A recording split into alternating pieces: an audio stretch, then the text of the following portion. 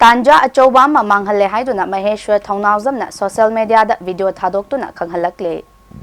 Lok Sabha da Changa mathakta MP lay, Rajya Sabha da Chani mathakta MP lay, Maming nairaba power layraba national leader ayambani famidu.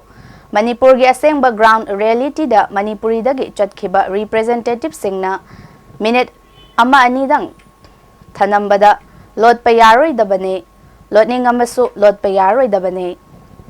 Mayamnadi Prime Minister nangde hari adubo main oiribadi aikhoigi mi nangdri haina Maheshwar Thounaojam na social media da thadorokpa video da phongdorakle.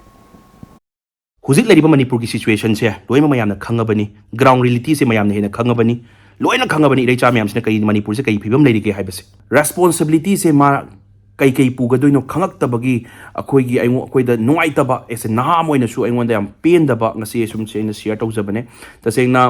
handaki lairiba situation sigi matang da mayamna khwaidagi hariba se koigi state government gi through dagi recommend tawraga thabak mayamna mapandagi tawraira tawraktira khangdaba judum law yauri tawbusu dum yauri aduga tasengna central government na koigi prime minister na wangang de adagi di lairiba mayam se central government na solution na ba tawde extra aggression na yauri khangabauda solution na ba tawde haiba se si mayam sigi koi noi taba mayam dune ba pukhatliba se do si mayam se sigi Tanja Achouba ma lakpa handaki parliament ki winter session lakpa se sina Tanja Achouba phangibane ba karigino haiba matamda mafam du da phamibado haidi every state kudingi leaders national gi leaders mayamna maming nairaba haibadi jaga jaga du gi powerful oreba mi India gi powerful oreba mi se adu da phamaga leiri bani haitare Lok Sabha da 500 something MP leire Rajya Sabha da 200 something MP leire leiri mayam se masing yamaba leaders mayam do masa masa gi